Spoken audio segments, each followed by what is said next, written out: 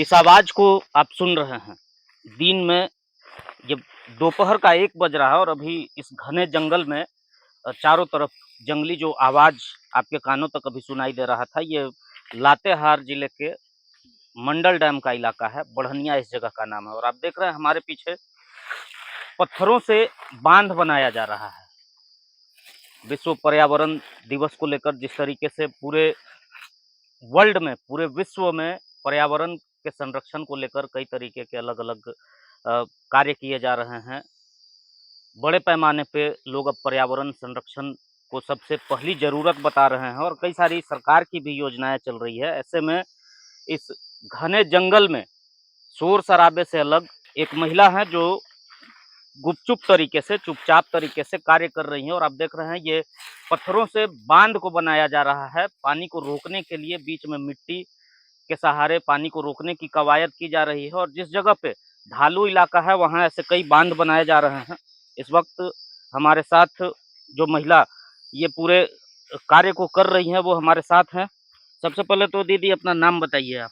मेरा नाम है मेरी सुरीन, बढ़निया गांव है। हाँ।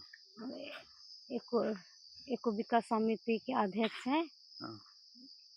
तो ये जो बांध बना रहे हैं आप, इसके पीछे का क्या लॉजिक है? क्यों इस जंगल में जहाँ लोग आने से भी डरे इस घने जंगल में, वहाँ आकर आप लगातार पत्थरों का बांध बना रही हैं? मिट्टी सब काटने के लिए, बल्लू काटने के लिए और जानवरों को पानी पीने के लिए और पेड़ पौधा भी अगल बगल अच्छा रहे इसलिए। मतलब बारिश में मिट्टी का कटाव हो जाता है, हाँ। बालू यहाँ से सब कट के बाहर चला जाता है, तो उसको हाँ। रोकने के लिए हाँ, रोकने के लिए। और यहाँ के जो पशु हैं उनको पानी मिल सके ये उद्देश्य है। हाँ, इसके लिए कितना बांध बना चुकी हैं अब तक? 7 गो। अच्छा, 7 गो बनाए हैं। तो कैसे दिमाग में ये ख़्याल आया या किससे प्रेरणा मिला कि बांध बनाना है, नदियों को रोकना है, पानी के बहाव को रोकना है, मिट्टी के कटाव को रोकना है?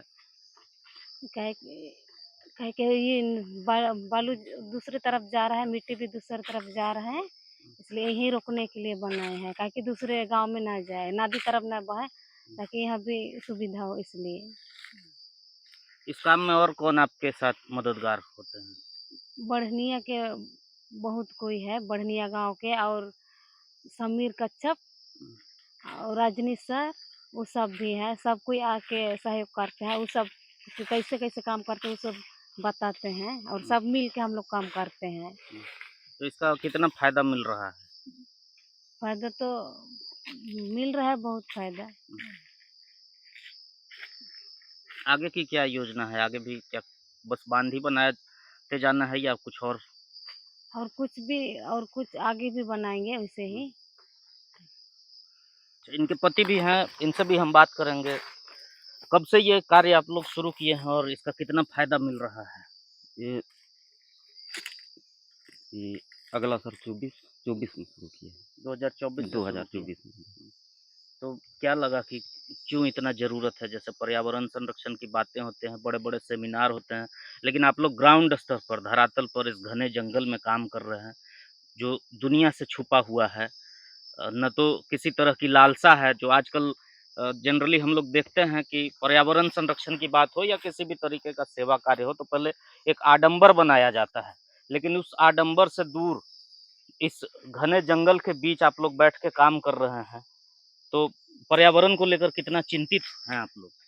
ये ऐसे पर्यावरण के चलते पूरा गांव, पूरा देश चिंतित है। आप खुद जान रहे हैं। हुँ, अब सुनबे किए हैं, ऑक्सीजन ना होने के कारण ये 21 में हुआ था कोरोना काल। 2020 में आया हाँ, था कोरोना।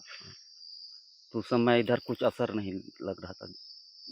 ये जो नाला है, इस इलाके में कितना नाला है और यहाँ पशु भी पानी पीते हैं, तो कौन-कौन पशु हैं इस जंगल में, जानवर? इस जंगल में बहुत सा सारा जानवर है, जैसे हनुमान, लंगूर, माने हनुमान, ये बांदर, हुँ, कोटरा, हुँ, लकड़बग्घा, बाघ, तेंदुआ। तो बाघ, हाँ, तेंदुआ का डर नहीं लगता है कि यहाँ आप लोग काम कर रहे हैं? दिन में से डर नहीं है, रात में डर है। अच्छा, हुँ। ये पीटीआर का इलाका है पलामू व्याघ्र परियोजना के अंतर्गत आता है ये जंगल। यहाँ सभी तरीके के जानवर होंगे। तो 1 साल से आप लोग ये बांध बना रहे हैं और बांध बनाने के दौरान कभी ऐसा हुआ कि कोई पशु आ गया हो? ऐसे जंगली जानवर तो वैसा दिन में नहीं आया है। हुँ। आपका क्या नाम है? मेरा नाम मिलियस टोपनो।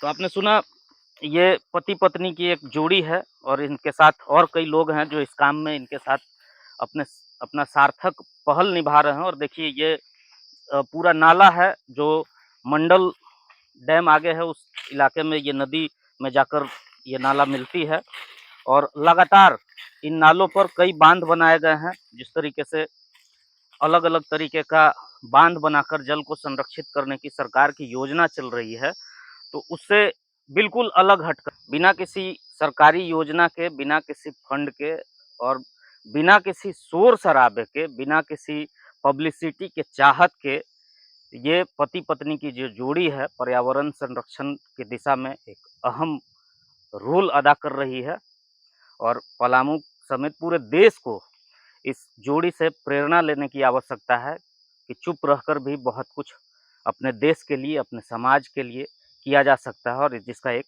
नायाब उदाहरण ये जोड़ी बना हुआ है।